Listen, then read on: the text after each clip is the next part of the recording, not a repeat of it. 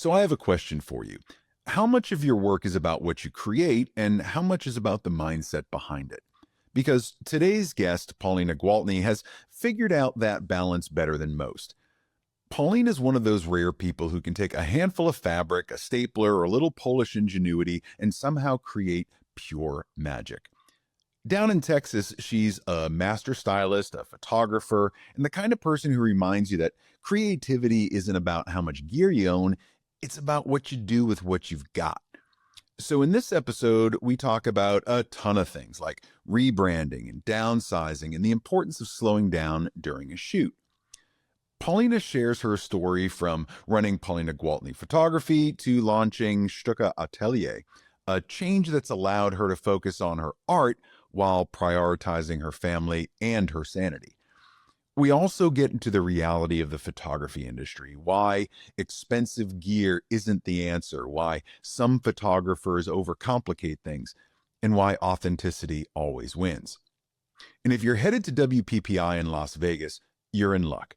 Paulina is bringing her signature styling skills to one of the shooting bays, collaborating with several other artists and vendors, and sharing some of that hands-on magic with you.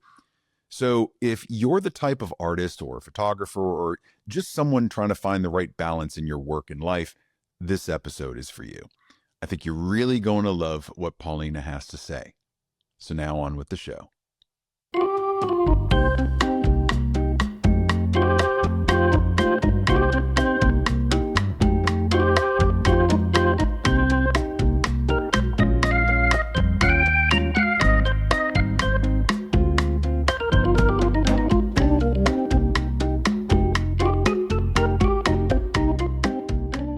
Coming up on WPPI again. And are you prepped? Are you ready to go? Are you all set? I know you've got everything going in a booth there. What's going on with WPPI?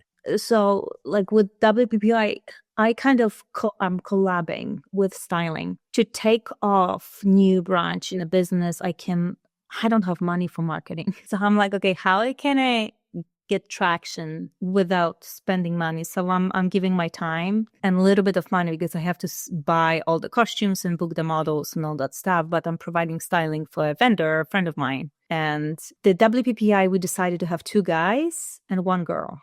So it's guy heavy, and I'm styling them beyond what has been styled so far. You know, it's either super girly guys, very feminine, or it's very masculine or like a pirate. There's nothing between, or maybe like a turtleneck and jeans. There's no variety for male models and shooting bays. So I'm like, okay, I want to make it more as a shooting bay for photographing masculine men in creative way, like you would do for branding. So if you get a musician, painter, writer, how are you going to style them? Because it's not a, tie and the blazer that goes way beyond, because you have to style them in their personality and what they do and how they communicate with clients. So this is how I'm styling those 2 models. We'll have a morning outfit and afternoon outfit. There will be some jewelry on them because, just to get a little bling to bring attention to the shooting bay. I want people to come by and see beautiful backdrops because that vendor is selling about backdrops. And I want them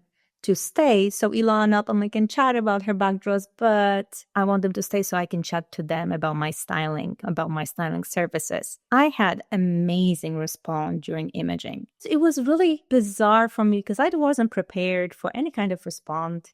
Like I was like, okay, people will take photos. They won't even give me a credit. They're just going to pass by. But when I did a presentation of wraparound gauze dress, and then my paper dress, and then Ilana, same vendor, Backdrops Gallery, actually gave me a mic. And she's like, now you talk. First of all, I love talking to the mic. I was making fun of people walking by the booth. Like I was just teasing them and getting attention. It was so fun. Like I was interacting. There were some sad people. I'm like, don't be sad. Come photograph with us. Come hang out. With the mic, I was being able to explain a lot of things I do without thinking, like how I make a pleat and why you have to give a little bit structure to things. So I will carry that to WPPI and I will try to communicate with people how I style and what I do why I do what I do and all that stuff. So it'll be really fun. I know it's a different crowd because imaging is tech heavy when WPPI is more pretty. How it looks, how how the flow of the image when imaging is like, what lens did you use? What equipment did you use? People in the imaging that were coming to the shooting bay, like, oh, what lights are you using? What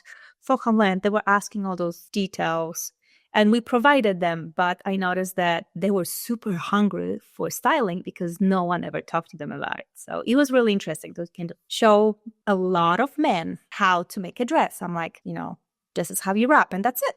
And you have a dress. You don't need much. And I think this is where your superpower really comes in, right? So, as a great photographer, as someone that styles, as someone that is as cheap as they come, when it comes to buying it, you buy a lot of shit, but you try not to pay a lot for it. And I know that, right? Having seen you up close, worked with you while you were styling, I didn't realize how bad I sucked at it until I saw you work, right? And it has nothing to do, well, I'm sure it has a lot to do with the fact that I'm a guy, but two, like, a lot of people just don't know how to style, right? So when I'm in the studio and I have someone come in for personal branding or for fine art or whatever, I might have an idea in mind, but if it goes beyond that idea, I'm screwed, right? Because I don't know necessarily, like, all right, well, if the dress isn't fitting you great this way, well, just take it off. We'll do artistic nudes. Like, I have no idea, right? So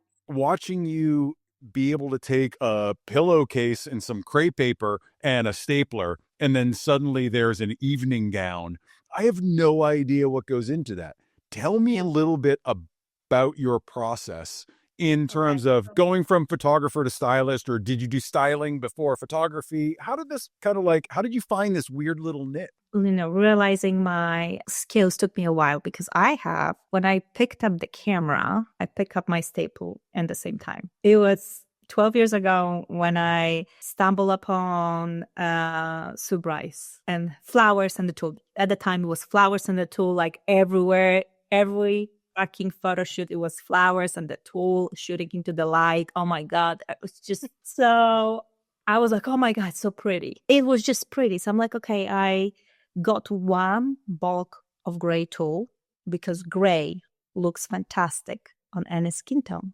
Yeah. I'm like, I cannot afford all the colors. I will have gray. And I paint my polyboards gray because gray looks good on every skin. So when I pick up the camera, I very naturally, for me, I'm like, I'm going to make things. And I starting making things as part who I am. I grew up poor. I grew up in communism. I grew up with my grandmother who came from World War I, World War II, where you were forced to make your own stuff. And she taught me how to make something out of nothing.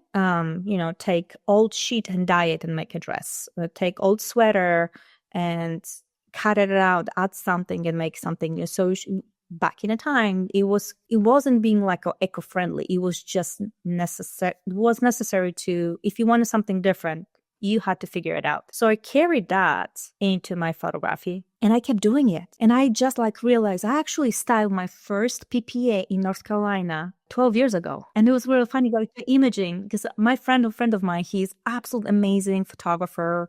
He started in film. He dove with film in Marine Corps. And when he retired, he got the little studio in Richlands, North Carolina. And I loved John. He taught me so much about photography, but I would come in and we would work together. And he was on the board of PPA in North Carolina. He's like, you have to come in and style a model. And I did. And I didn't even get a credit. It just was, I'm like, okay, I would just, put some flowers. So too, so natural, so easy. Didn't even think about it. And for 12 years, I have been styling my shoots. I have been styling other people's shoots. It kept getting more and more intense. It's like I have been doing it more and more and more. I'm like, okay, I'm really good at it. I'm like, it's not only styling, but you have to understand the styling is part of the whole process. It's not like you put a dress and like, oh, we can put her on any backdrop, on any person, on any story. You have styling, a story, a backdrop, and lighting and posing. Everything has to align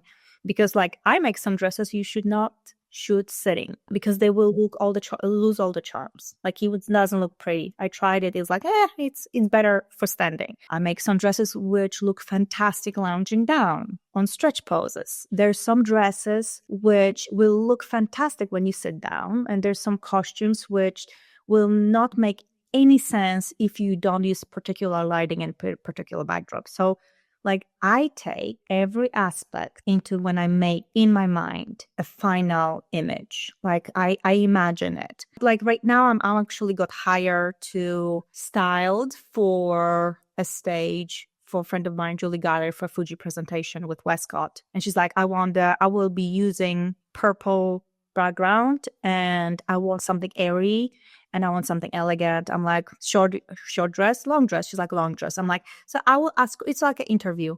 Then I styled stuff for Marta Ponska for her workshop and her presentation. I'm like, what do you want? She's like, oh, maternity. I'm like, do you want a classic maternity or we want something weird? She's like, I want something weird. So I kind of figure out where they're at, and then I will sit down and bring a couple ideas and pitch it to them, like, what do you want? Because bottom line, if I'm styling for someone else, it's not about me. I have to create the baby, I have to give it away, which is so painful. I'm struggling. My ego is just suffering because I'm creating those beautiful looks and I'm giving away to people and they will take all creative credit. And I'm like, it's okay. I signed up for it. I want it. There it is. I'm working through it. Right now I'm like, oh, my baby. And like, it's there, but it's not mine.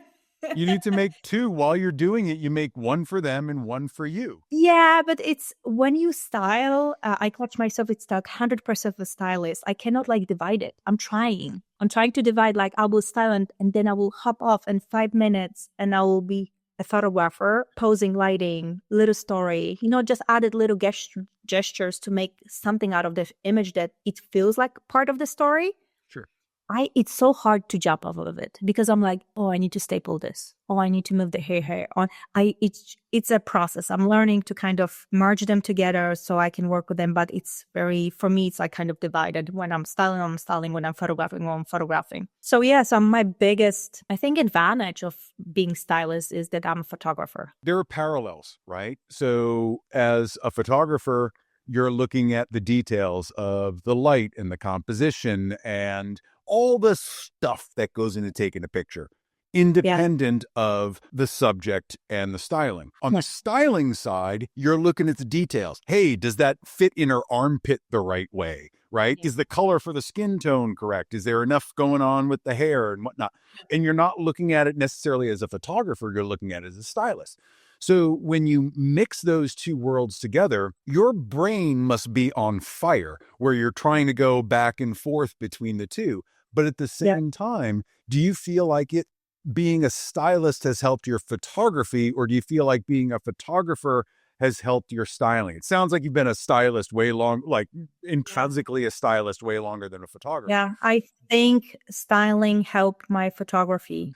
Yeah. Because my work was always a little bit different. I got criticized for my work many, many times. And it's okay. I caused emotions. That's what art's supposed to do. But it definitely made my work different. And I don't have much following. I'm not out there. I don't have, 10,000, 100,000 followers. But I know that people took my ideas and made their own. So I know I made an impact. Yeah. Styling helped my photography because that visual eye on what's pretty and interesting carry over to what I need to put in a frame. I'm like, okay, if I want to make portrait of this man interesting, maybe I should add some air into his hair because he has beautiful hair. And that's how I created one of those most significant male portraits in my body of my work. Friend of mine, Rodrigo, he's a Native American. He has beautiful black hair. And he just sat in jeans and regular shirt and his turquoise jewelry, and I put air in that. And the direction of the hair is the direction he's looking. So everything is just timed perfectly. But yeah, styling to photography, and photography is still like limping for me. I'm like, when it comes to like race and stuff, I'm like, I don't know what you're talking about. And it's funny you mention that because I'm the same way, right? Self-taught. I know enough to be dangerous only because I've been doing this for 13, 14 years, right? So I know enough to be dangerous and probably know more than some, But there are intrinsically things in photography that I have no idea. It's just because it's not part of me, right? I don't do lighting ratios. I do what looks good to my artistic eye, right? Yeah. And while it may not be classically or technically correct, quote unquote correct, I like what I create, right? So I don't get into the weeds on photography technique a whole lot. If you're producing stuff that you love, produce the stuff you love. There's plenty of room for it in this world, right? Now, you said something a minute ago that I wanted to jump into only because I know you and your honesty. You said a few minutes ago that you received a lot of criticism for some of the work or a lot of comments, right? Two-part question here. One, how do you handle criticism? And two, what do you do afterwards with it? It's very hard as artists sometimes to hear criticism. How do you handle it? I will cry and I will write to all my friends, send screenshots. Oh, I'm petty. I am so petty. I'm so petty. I'm so petty. I'm like, look at this girl. Who he think he is? Who she thinks that she is this and that. I'll do all of that. I will do this is my close circle of friends. Yeah. I will vent. I will give myself room to get angry. I don't withhold emotions because I grew up in very traumatic home and I was not allowed to express my emotions and feelings. So now I'm like, I will get angry. I used to hold to those feelings for a very long time. When I vent off, then I will have conversation in my head, what I would tell them. And I would go on there, like, if I would go on their Facebook and I'm like, oh, look at your crooked teeth. And like, I will do all those scenarios. So that, all those emotions will roll through that, the Mets thing. I'm not perfect. It's rough. So this is my reaction, like initial reaction. I'm just gonna be like, oh my God, this is because this is my work. This is my baby. You're criticizing my soul. Yeah, you called my baby ugly. Yeah, and it hurts. It always hurts. And I don't believe that if someone's like, oh, I don't care. Yes, you care. You just don't want to admit it. So I do care about my work. I always keep tabs if it's like a public comment, if it's connected to my client. Because if it is, I will actually react because I do not allow anyone, some Joe Schmo coming in and bringing negative emotions to and carrying it to the client. Or even model I work, I don't allow it, especially if I know their backstory and if they're dealing with self-esteem issues. Yeah. So after that, my question is to myself, what I'm going to do with it? Like, what's the plan? General rule is people don't change their mind, they die. So you cannot really change someone's mind. You can argue with them, and I have always temptation of being that righteous, like, I think this and this, and you are this, and they will respond. I'm like, oh, and you said this, but this is not it, and pulling all that energy into war on the keyboard. And I ask myself what I want to do, like where I want to put that energy. So first of all, I want to put that energy to happy. So I need to make the conscious decision at some point to let it go. Sometimes it's shorter period of time, sometimes it's longer, depends how I got hurt. And I will just try to let it go in my own. Everyone is different. There is no rule. Like people tell you, like, you need to do this because this is toxic. Yeah. Sometimes I will mop on it for a week or 2 or 3, and I will catch myself bringing the same issues over and over again to my friends. I'm like, okay, I'm stuck. This is like running a hamster wheel. I'm not getting anywhere. And instead of thinking about next project or people want to connect or, reading a book, I'm sitting there like, this is where I'm will pull away. I'm like, okay, what would happen if you would said that? That would counteract you. They wouldn't change mind. People seeing your action would think that you are crazy. Your crazy would come out. They will say, she's hysterical, she's hormonal, she's PMSing, yada, yada. It wouldn't do any good. Another thing I believe, when you are attacked or criticized, that person who's commenting, they want your attention. They want other people's attention. If you give them energy, they will feast on it. But if you don't, they die. That part died. You ignore them. The most powerful thing you can do to some human being is ignore them. There's something similar that happened recently to me. I had posted a video, became a little bit more controversial than I intended. And I got all these comments, right? Most of them being like, cool video. I might disagree a little bit, but here's my take. perfectly fine. I'm always up for a good conversation as long as it's respectful, right? I'm never going to Yeah. change your mind. You're never going to change mine, but we can respect where we're at and just kind of Yeah. try to see each other's point of view, right? Totally cool. But when people come in and they just kind of blast away at me and, they're like, I need to be right and you can't possibly ever be right. I like just giving the little laughing emoji because it's confusing to them. I don't like it. I don't ignore it.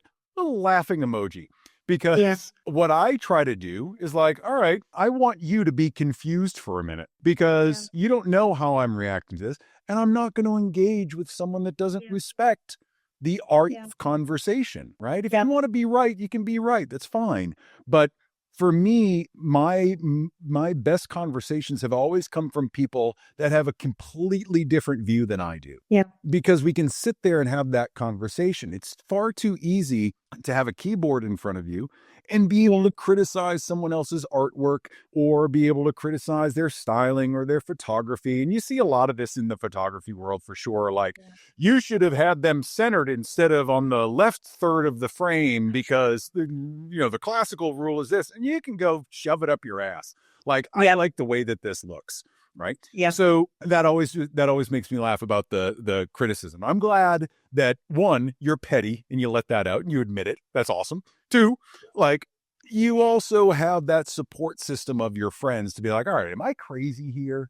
Or is this really something I should get upset about? Or, all right, I need to be snapped out of this feedback loop that I'm in and I just keep circling the drain. Lift me up out of it, right? Tell me where I'm wrong. I need somebody to tell me that I'm not this horrible person, and then I'll be okay. It's okay to be petty. And first of all, I am so fucking tired of the slogan of be kind. What the fuck? Like, everyone has be kind. No. Some people do not deserve. So I'm not kind all the time because there's some people who in my sphere don't deserve kindness. And I will be petty with them. I'll be like, karma is a bitch. It got you. The biggest thing I think is just every human has perception and perspective. Perception is we grow up, I grew up without that. So I always have that need in my life to meet men who were responsible. All my male friends are responsible guys. My husband is very responsible. So I wanted someone responsible. So that's my perception on men. I enjoy company of men who are responsible. Perspective is that with time I learned that some responsible men can be dicks too. So you cannot change your perception because this is kind of your wiring. But perspective, you can step into someone's shoes and say, well, from your perspective, you're a dick because every single woman in your life was awful to you and you're kind of projecting. So when I get into the nitty-gritty of conflict and people criticizing, I think to myself, that person must be in so much pain and so angry that they took time out of their day and sit on a keyboard and criticize me because they are projecting something out of their life. And that's a huge realization to come to, right? And it's, for me, that came way later in life than it should have, probably, in terms of me understanding that. But once I did, it released so much from myself artistically, from me trying to hold it to a certain standard. As long as I like what I'm creating, I'm cool with that. And if you don't, that's your issue. And it's fine that you don't, but it's your issue. And you projecting your shit onto me doesn't make it like I have to believe what you say. It doesn't make it real in my world. So that's fine. I wanted to get your thoughts on that only because you're about to be on stage again. And, and you've got this whole Polish mafia thing that you're rolling with, right? This level of Eastern Bloc women that are photographing silent and creating backdrops and doing all this stuff. I'm like, where did this crew come from? And don't say Poland because I'm like, I know. But you guys have this nice little tight community. Was that something that you have had for years, or did you guys just all find each other randomly? I met Ilona, the backdrop painter. Yeah.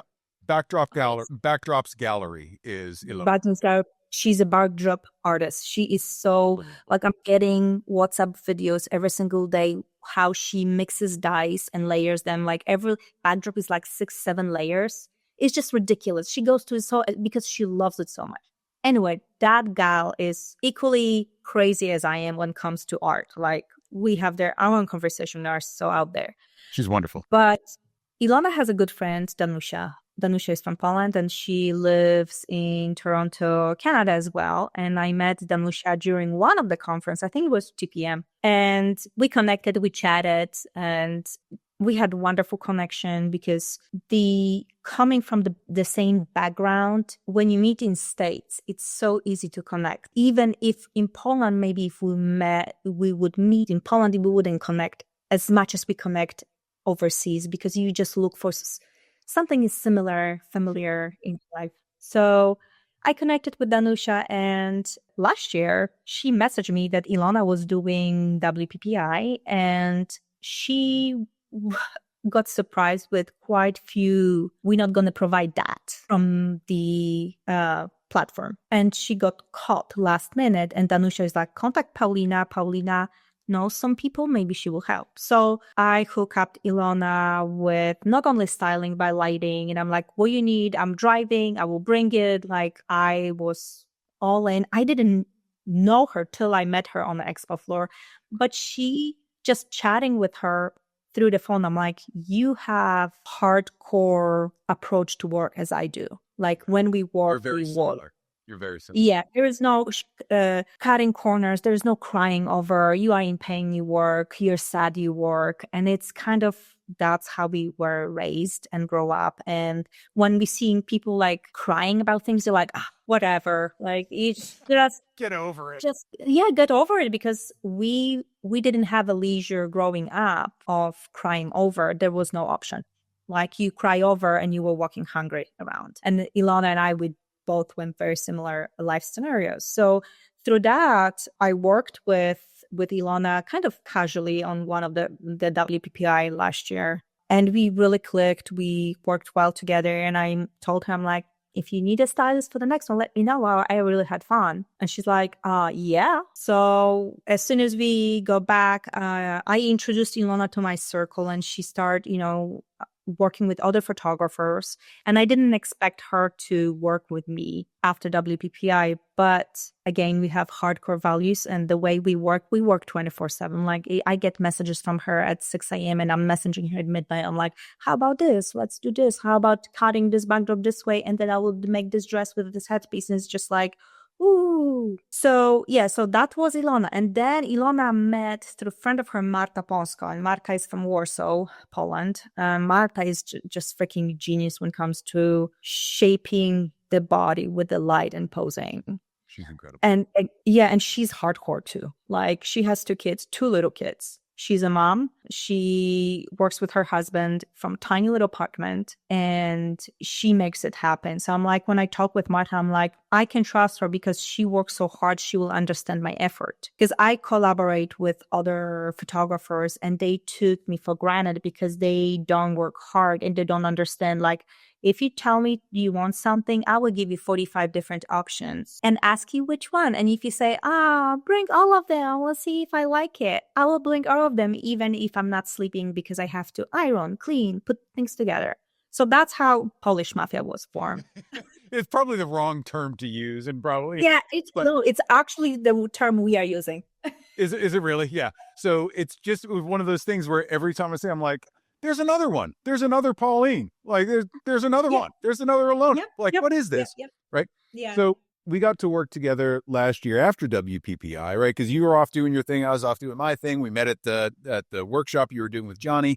And I got to see you styling in person. And, this led me to our phone call where you did kind of like a virtual one-on-one, which for anybody listening, absolutely get in touch with Paulina about doing a one-on-one virtual session so you can get that type of information. For me, it's solidified that I have no idea what I'm doing, but doing the thing doesn't have to be hard. And that's the wonderful bridge, right? Because for a lot of photographers, styling is a mystical art, right? We might know how to get a pretty dress or put on, an outfit that looks good. And we can kind of be like, that looks good, doesn't look. But give us a pile of fabric and say, go.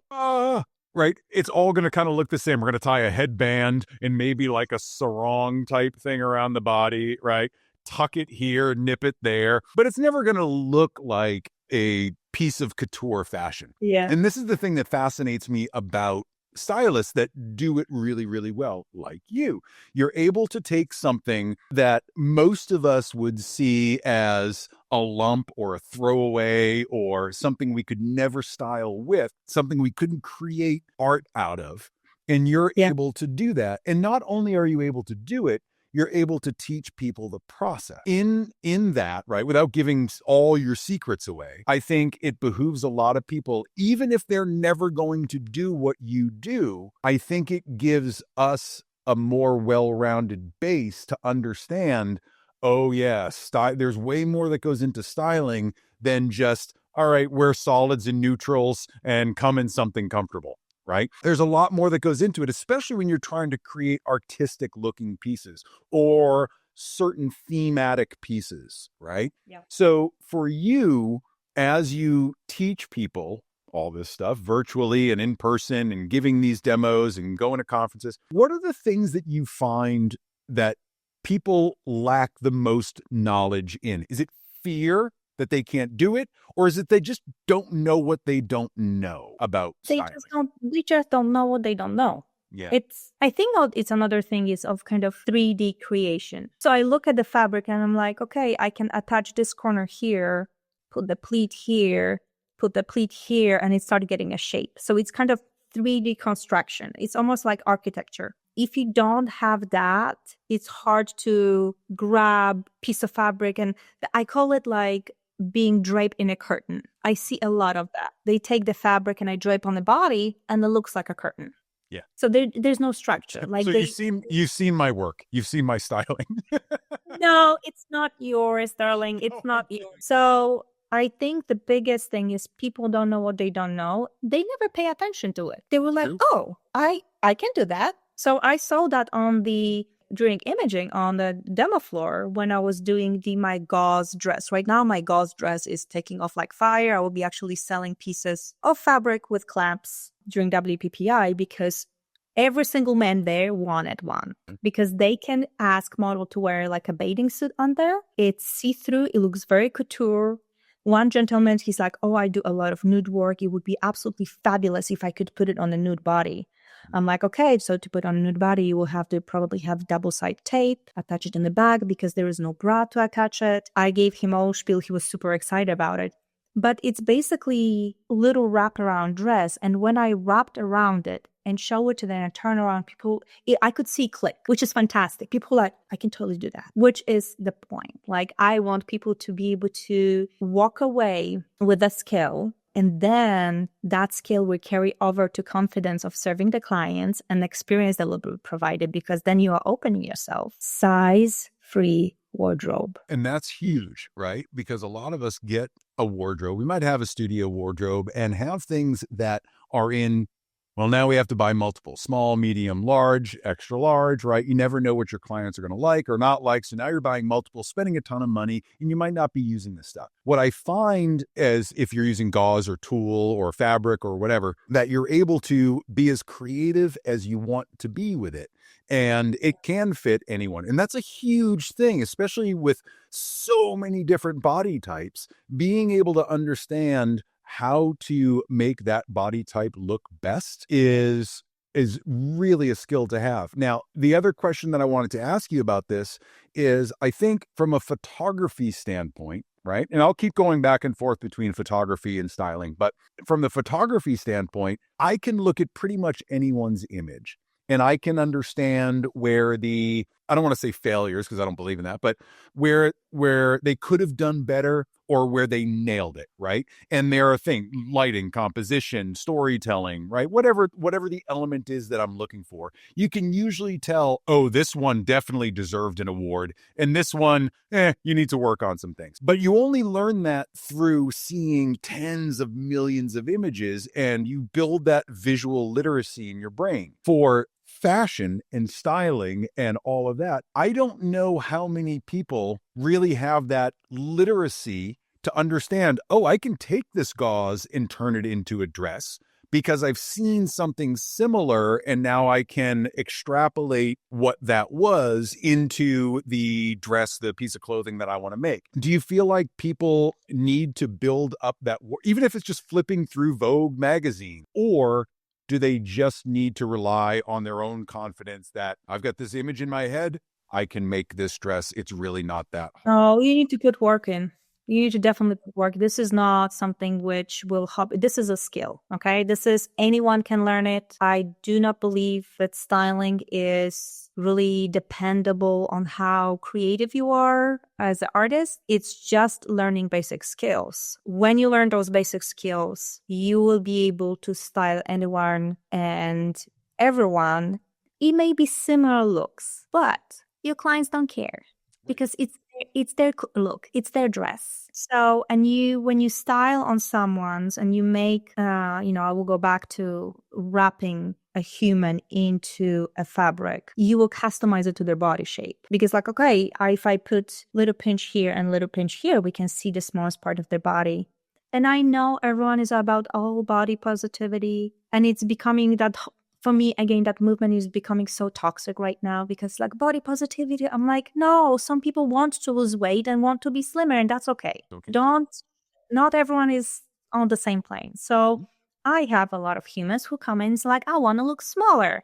So I will, pinch here, and I can see the smallest part of their body, and they will love it because it makes them look slimmer. So yes, you can learn that skill, and the best way to learn it is to try it. So you have to get a human, put a fabric on it, and take your time, and take a stapler and staple it here and see how it looks, and staple there and see how it looks. That's how I did it. I have zero sewing. I have basic sewings or basic stitch, like doing a curtain on a pillow. But when it comes to garments, when you start creating structure, I started with staple. I'm like, I staple a pleat here and staple a pleat here. And how's that look? Oh, that fell apart.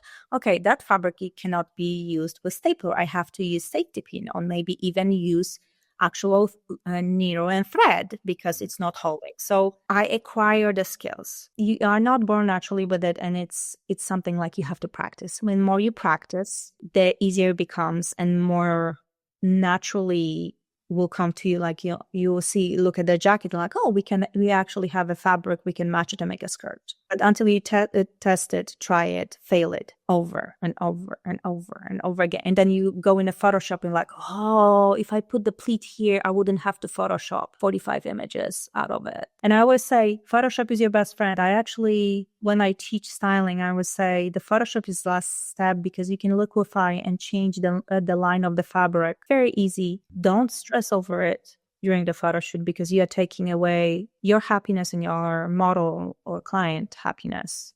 Just like, oh, that's not working. So like, just let it go. Just photograph it, focus on their expression. It looks good. The dress is good enough, and you can take it into Photoshop and just shape it. With like crepe paper dresses, a lot of time that crepe paper is very stretchy, tool the same, and you cannot really hold really tight waist with it.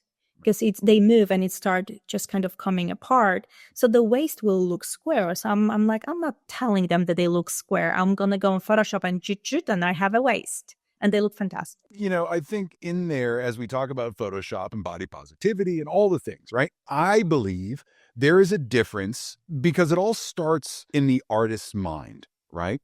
So if the photographer or the stylist is going for a look that they know is going to be more fantasy, more fine art than documentary editorial, then it's okay to use the tools and the skills that we have to make that art come into the world. So if it means liquefying a waist or a chin or, making a dude look a little bit stronger, like whatever it might be, that's okay. As long as it's not like, all right, we're trying to show you exactly what this person looks like, and now we're going to go in and shape their body and do all that. It's not the same thing. So I think it's all intention, right? What is our intention for the final image?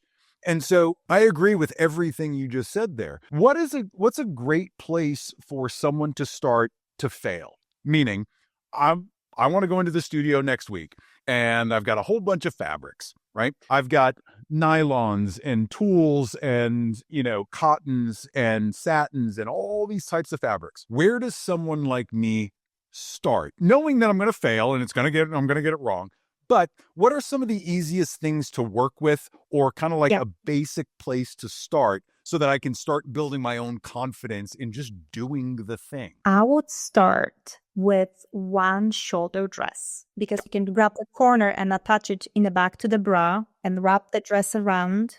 And then you can have one end of the fabric kind of hanging on the side so we can throw it or create a strain. But that's one shoulder is a perfect place to start. So if your subject is a female and she has a bra with straps, you can leave the strap, you can Photoshop the strap later, especially if it's a larger chest client. Because when you work with someone who is not super flat up front, when you have like lumps and bumps, styling is becoming a challenge of structure and building the gown on a person that they feel confident. So one strap is perfect, because you can take that strap, attach it in the back of the bra, and then basically grab the rest of the fabric and clip it on the bottom of the back.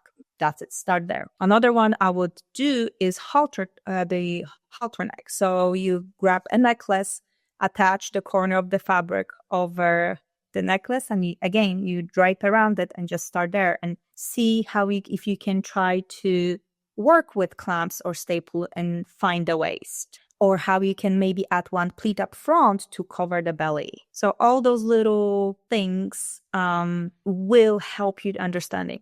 The best part of it, I am in a process of shooting my wardrobe maker. I'm making a box of instructions and photos with description, which you'll be able to purchase and open it and say, okay, I need this fabric. And that's the step I will take to make that garment. Because it's I noticed, like, I post a lot of online. You can go to my Instagram and you can see all the stuff, and people still cannot make it. You can look at it and people like, but how you did that? So that's why I'm making manual, because this way people can just open. It's like, okay, I have it here. This is the step. This is a third step, and I need to take this third step to go to the fourth. And I think that's brilliant to do, right? I remember, God, it was years ago. I remember watching Lola Milani's Art of Draping classes, right?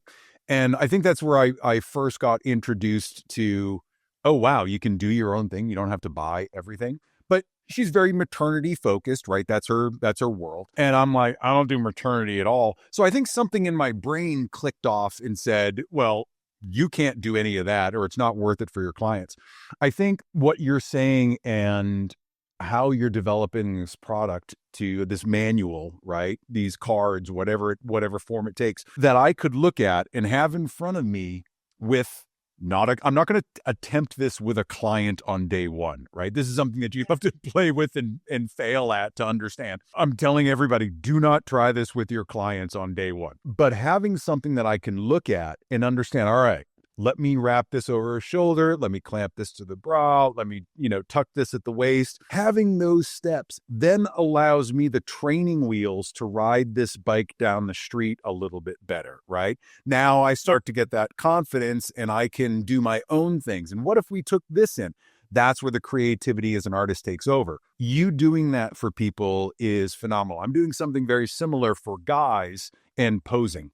And just every time I'm at a conference or anytime someone comes to me and says, hey, you want a model? I'm like, I ain't a model, but I know how to pose guys, right? I know, because I've lived 51 years as a guy, I kind of know how my body works. So looking at other like women asking me how to pose a guy is very similar to me asking you how to make a dress, right? Yeah. We know intrinsically how to do it, but we figure everybody knows how to. If we can do it, anybody can do it.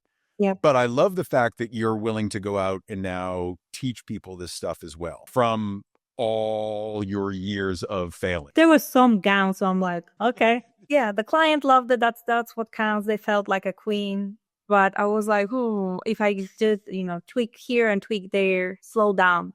I think the biggest part is the way I process information, and I'm an empath. So when I feel that my client is or model gets impatient, I will compromise.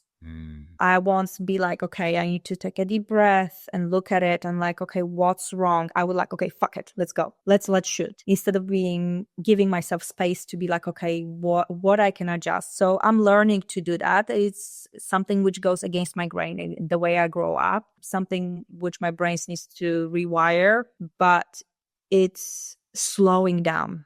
That's what the best advice I can give anyone. Just slow down. I saw that during the conference, we didn't have a time limit at our shooting bay.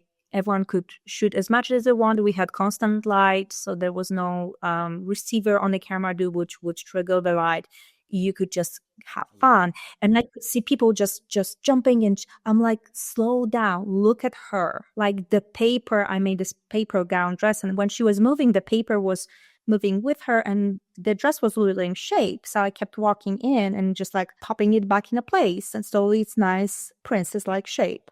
Mm-hmm. I'm like, look down at the lines you shooting. Look down, look up where the way she's holding her hands. Is there something in a way inside of the triangle of her arms? Is there something interfering with her chin because she had a big collar? Slow down. So yeah, the best advice, just slow down. It's not a brain surgery. No one is going to die. Right.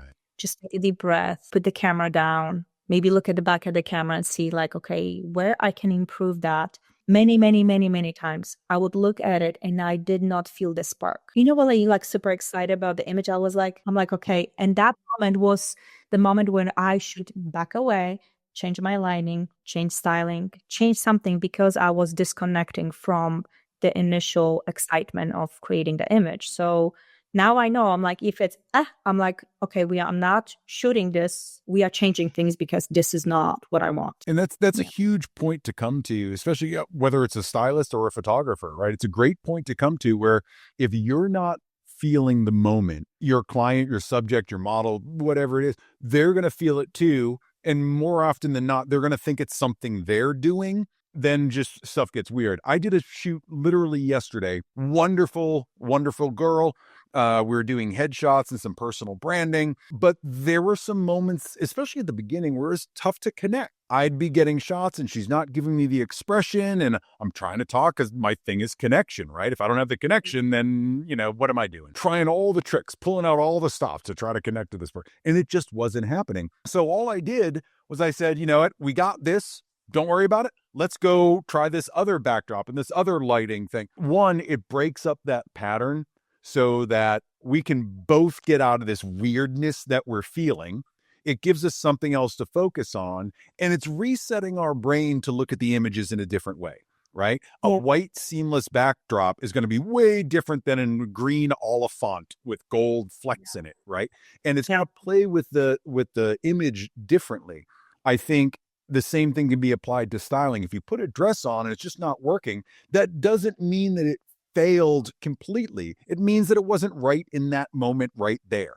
The slowing down part, I'm guilty of this all the time. And it's probably one of the things I see most at conferences when people are going to shooting bays is not slowing down, just barging in there, putting the pedal to the floor and just spraying and praying, hoping they get a good shot. Instead of looking at it like, how can I make this image that a lot of other people are going to take a picture of? How can I make it mine? How can I direct, angle, light, whatever it is? How can I make it mine? And I think that moment of slowing down and looking at it and saying, how do I personalize this, gives you so much more power than trying to change whatever fucking dial on your camera you think you need to hit at that moment. It's never anything to do with that.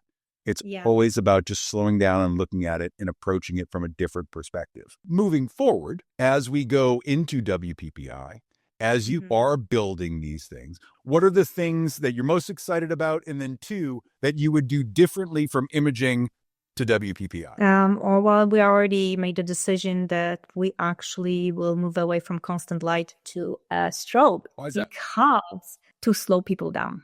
first of all, that shooting bay and the vendor, they are there to connect with the client, and that process did not allow Ilona to actually talk to people about her 3D backdrops and the process, and did not allow me to chat about what I do and that workshop I have coming up and all that stuff. They would just, they were and they were gone. They didn't allow me to, we had a little shooting board with the credit notes to show me credit notes. Like, if you posting, please give us a credit to a model, to me. With the strobe, they will have to wait for a receiver. So they have time to take a picture of that board? Yeah, so would they take a picture of the board so we can see if we can help? I was seeing what the people were getting on their cameras. I'm like, if they would give me enough time, I would tell them to change the settings and it will look so much better.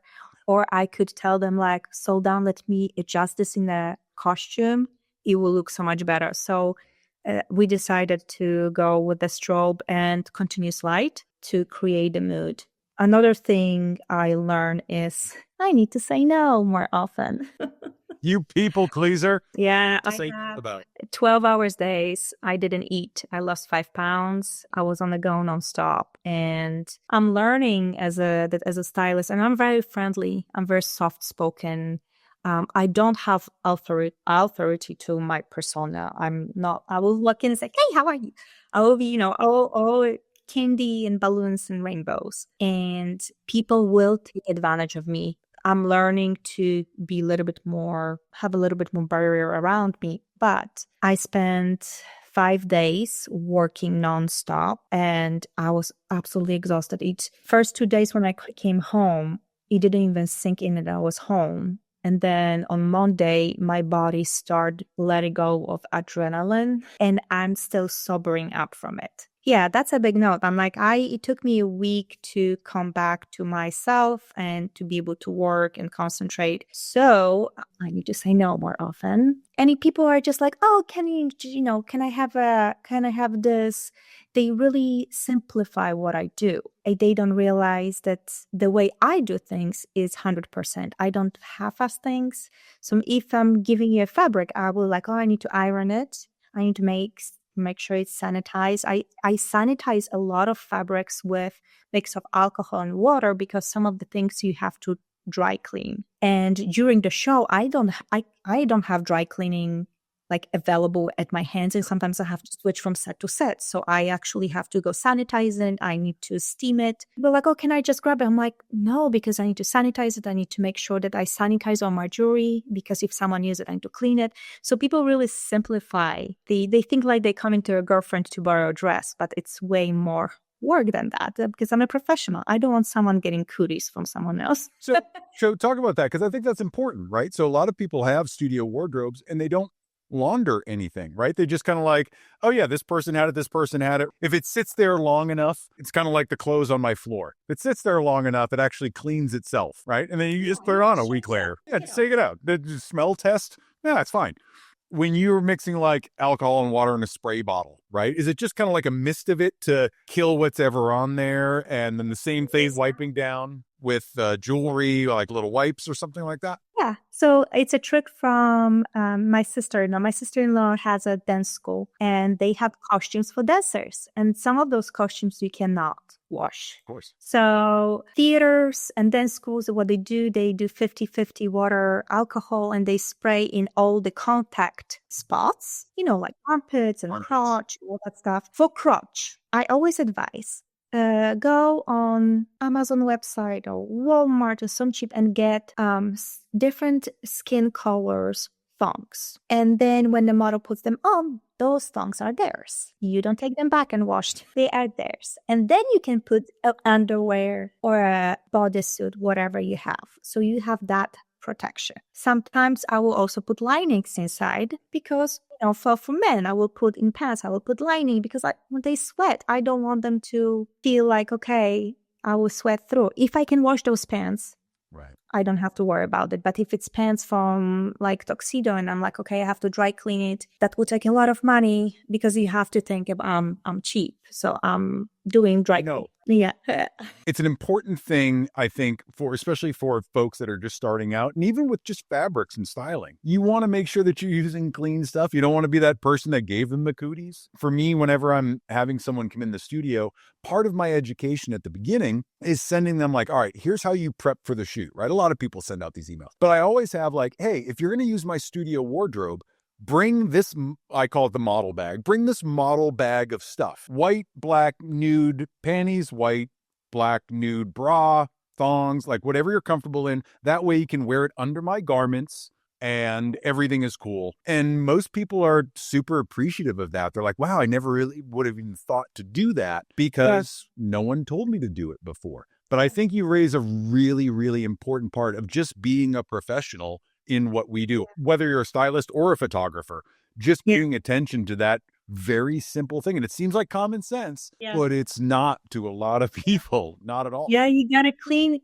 your shit. Clean it. Right now, I'm on the verge of new studio, but in Albuquerque, New Mexico, I was wiping every surface. I would Lysol, and it was even pre-COVID. COVID got us a little, but when it comes to like sterilizing stuff, but I would like, it's polishing me. It has to smell clean. Yeah. So I would sterilize all the surfaces. You have to be very cautious nowadays because I'm learning a lot of people are very allergic to smells. Mm-hmm. And Lysol can be very irritating. Yeah. So you can try cleaners which are more organic and stuff like that. But every surface my clients touches, it has to be clean, period. Because you never know they can have a cut and then they get infection and then finger fell off. And what they're going to do, they're going to come and sue your ass. They get, especially like when I'm looking at ears, this is so close to the brain. Like, and I have earrings. If they put dirty earring in and they have something going on in their hole, that infection goes really quickly to their brain. So I do not want to risk any of that. So I have to, so for me to just style someone, I'm like, no, that shit has to be clean. I'm not going to give you someone else sweat and dead skin on and oil. And that's just yucky. I love that this is where the podcast has gone, just how nasty people are. Speaking of cleaning, I saw you recently, you're cleaning your new space, right? You got a new studio. Tell me about it, because I didn't get to see all of it, but tell me about your new studio. So I'm 30 minutes outside of Austin. I'm San Marcos, Texas. It's a Texas university town. So it's a small little town. And I got a whole building. I founded this old gentleman who owns the complex. Turned out that he used to be a photographer and he used to make digital backgrounds. Back in a time when the film he was actually projecting backgrounds. So he was making almost like a projector type thing, producing it like whole gear. Like it wasn't just like, there's a fabric and maybe a slide, and he was actually building the machines. Wow. So the guy has a great depth of photography, and now him and his family are managing the complex. And when we met, we clicked right away. And how did you meet? I found him. I always use loopnet.com. Or loopnet.com. It's a website for commercial listings. So you were looking for a commercial space and you got in touch with this guy and so on. I looked at it. I'm a safe player because the rent and utilities will run me around $2,000 a month. Yep. That's $24,000 a year. That's basically 2.5-3 months of my income. Sure. So I'm like, I don't know, but to do what I do, and do it with the joy, I need space. I don't want to have people coming to my home. I can't. I tried it. Bill and I, my husband, we don't feel comfortable with that. So I found a space, and it is a warehouse. It's a metal show warehouse without actual walls that I can put a nail in because it's metal. So now I have to figure out how I'm going to hang backdrops, how I'm going to display my wall art. It's completely a different approach from what I had. I will have to be very creative, which I won't have a problem with, but I'm like, this one. I'm telling you, rare earth magnets, the super strong magnets. One of the things that I'm doing in my studio, I have got regular walls. I don't have metal walls, right? I don't live in this submarine that you just started to rent. So I've got a studio, regular drywall walls, but I have really large backdrops and it's just me in the studio. Very difficult to hang. And I've tried all sorts of stuff. I've tried those pulley systems and I've tried poles and I've tried nails and I've done all the things. And one thing that I'm trying now, which is working, is a thin strip of metal, right? Which you can get pretty much any Home Depot. Screw that into the wall, nail that to the wall, glue it to your walls, whatever. And then you can just use rare earth magnets and they hold 30, 40 pounds, right? So take 1, 2, or 3, depending on your backdrop, and just make them stick right to the wall, right? So I'm gonna give it a try. I want to see how it works in this big metal building of yours. But Yeah. I digress. You're telling me about this space. It's like 7,000 square feet, maybe not that big, but it's a good size from what I saw. It looks like you have do you have 2 levels in there? Yeah, it's 1,100 square feet, 1,100 on the bottom, and then I have 500 in a loft. Yeah. Which when I moved in, I used to have a warehouse which was 1,700 square feet. Mhm. Everything was one level, and I put stuff in. I'm like, oh, I'm not gonna fit. No, it's so much better. It's so much better because now I have a loft with my props, and I will have a space where I can leave my project out when I'm working on them. I make headpieces and garments and stuff like that. When I had clients come in and I have to put everything away because I cannot have razor blades and hot glue and all that stuff lying around because people will get hurt. So I was like, I had to put it away, clean the studio up. Now I will have 2 levels that I will have my little, hobbit hole, Sweatshop. my little sweatshop. I will be just sitting there and, cussing people out because they made mean comment about me. They even smoking a pipe. Just an old curmudgeon up there sewing stuff, being mad at everyone. Yeah. Oh yeah. Hating everyone. Just loving my dog. You won't never understand me. Ah! So the space is absolutely fantastic. I am so excited because we just finished today my gear closet. I never had a gear closet, so I have actually designated space where I put all my lights out, all modifiers, all that scent. I have so much of that stuff. I didn't realize it because I had it everything in cases because you want to protect it. Now I have a closet which it won't get dusty. It's all displayed. I was standing there. I'm like, I feel like I graduated to be a photographer right now. You're an adult now. Yeah, I'm a big girl now. Like I can actually tell you, like I have constants and I didn't know I have 8 strobes. I thought that I have like 2 and 6 came out. I don't know. I'm like, how? George Carlin, George Carlin. So George Carlin had this theory that every time you move into a bigger space, you just get more stuff and you fill the space with more stuff and more stuff. No matter how much space you think you have, you're going to fill it with more stuff. Yeah. And I found that to be totally the case. I've got a studio about the same size as yours, about 1,700, 2,000 square feet, thereabouts, total space, right? Yeah. And when I first moved in 6 years ago, there was nothing in there, right? I had all the room in the world for what I do. Now I'm like, I need place to put all this shit. And I realized that if I ever close that studio, I have no idea where I'm going to store all this furniture and props and gear and fabrics and all the things. Yeah. I'm going to need another building at my house to put all that stuff in. It's amazing how quickly we accumulate all of that, right? Yeah, and it's especially if you are a person who depends on income coming randomly. Yeah, totally. So you get that stool for $35. Most of the business owners will be like, okay, we didn't use that stool. We can get rid of it because I know I will get that $35 whenever we need it and we can buy a new one. With photography, you don't have that guarantee. Not at all. So I'm like, when I get a piece of fabric, I'm going to hold up. I have fabrics for the last 10 years. And I use them over and over because I don't want to invest in that again. But I will tell you this, downsizing is a wonderful thing because I found that I was hiding behind props and chairs and backdrops to validate for my clients to spend money with me. Look at how professional and luxurious I am. Spend money with me because I have all this stuff, right? Yeah. They don't give a fuck. They don't.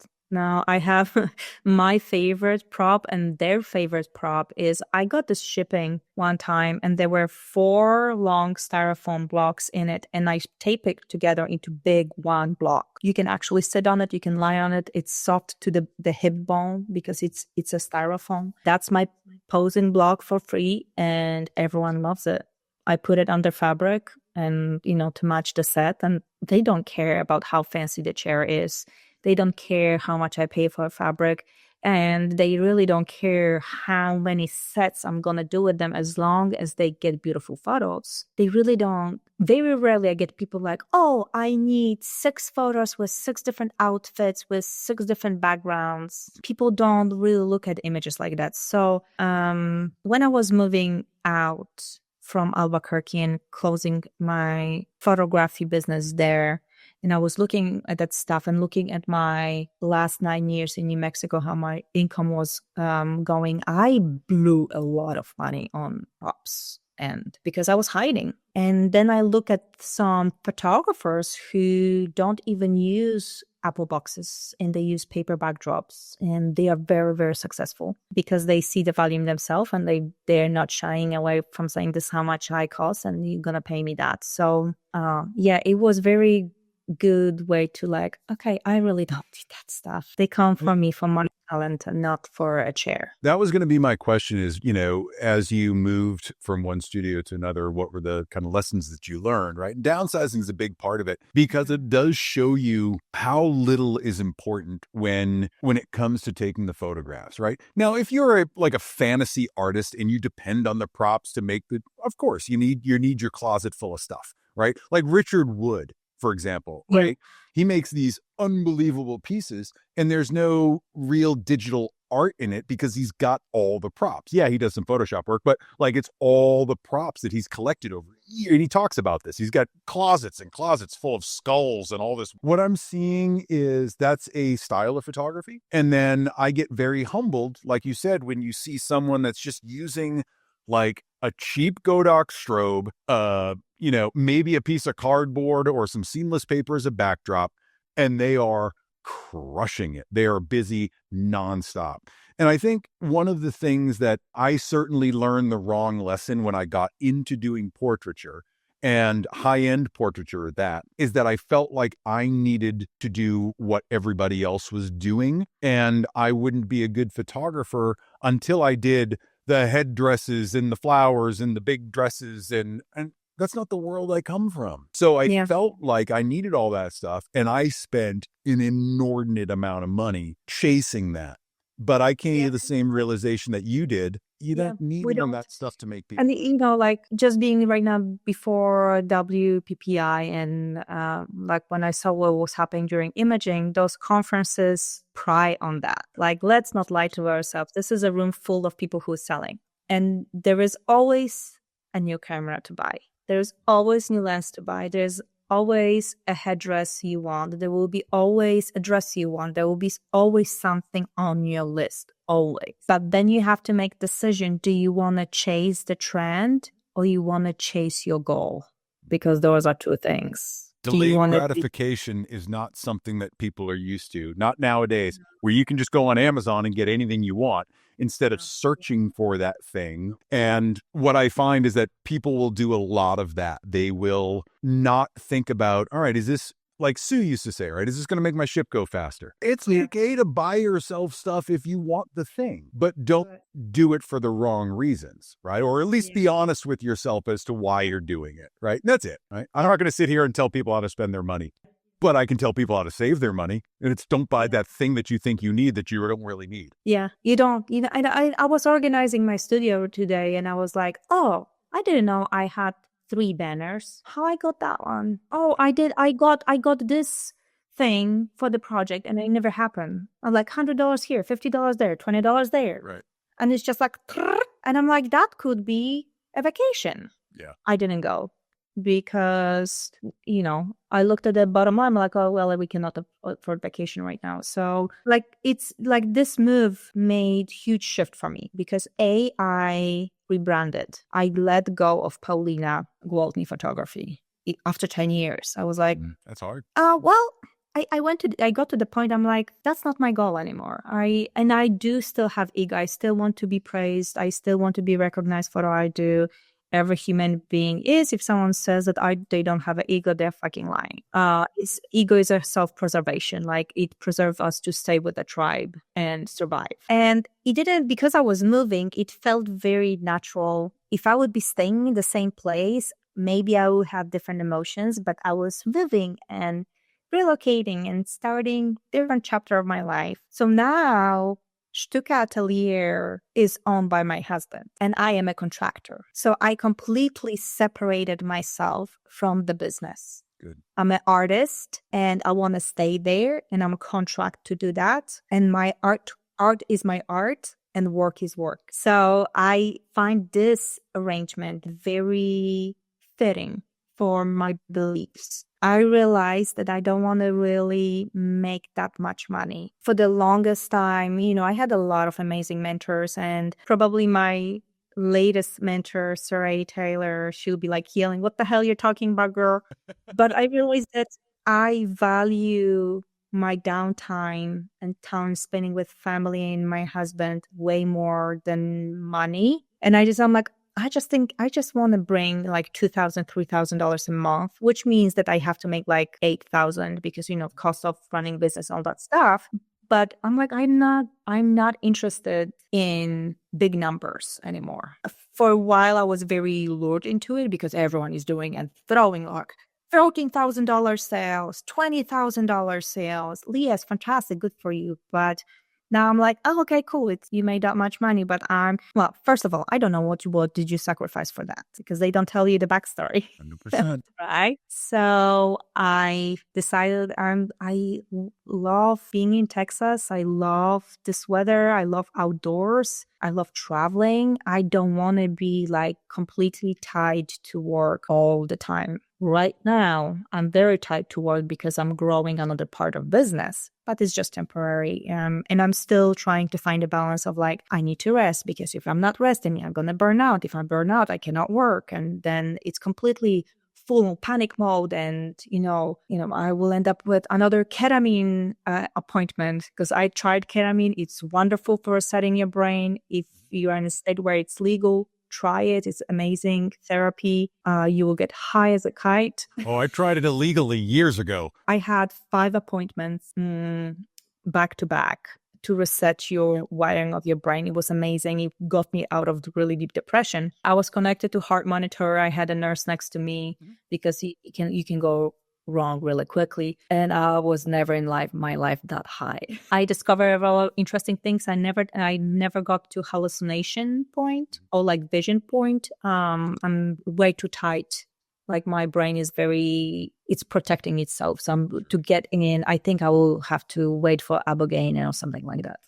Where does Shtooka come from? Shtooka is in Polish. It means art. And I'm Polish, so I just spelled it more English. Sure. So it's art atelier, because I want to, at some point, when I will burn out from photography, I want to give people, local photographers, a place that they can work out. I will get a commission on what they do, and we'll keep going, because there's a lot of photographers out there who doesn't want to do business.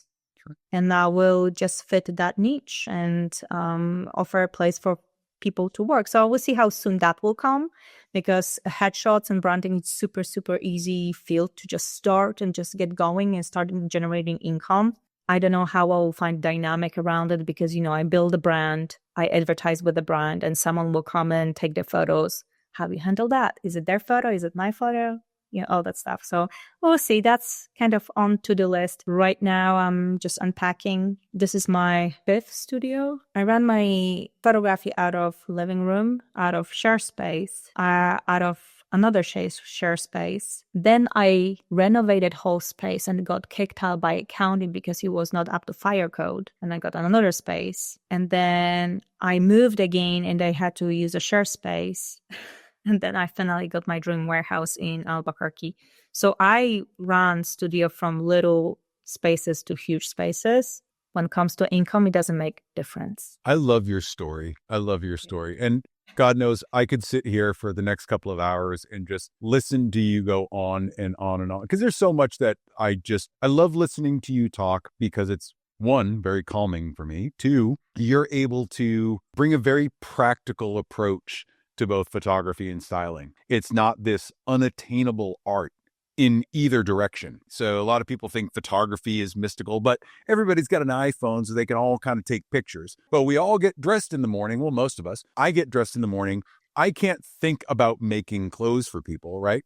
And you have convinced me that there's just a much more practical approach to doing this. And I love that. I love the fact that you're doing it and you're making it your life's work. Yeah. I cannot wait to see you in a couple of weeks at WPPI.